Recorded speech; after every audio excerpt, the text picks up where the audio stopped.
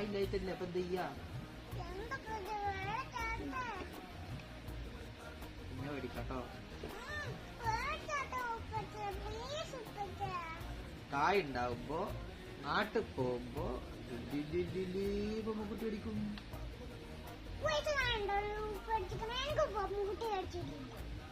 വയസ്സിൽ ഊപ്പ് അടിച്ചിരിക്കുന്നു. അപ്പൊ മുക്കുട്ടിയ ഉണ്ട് നാട്ടിൽ പോകുമ്പോ അടിക്കും.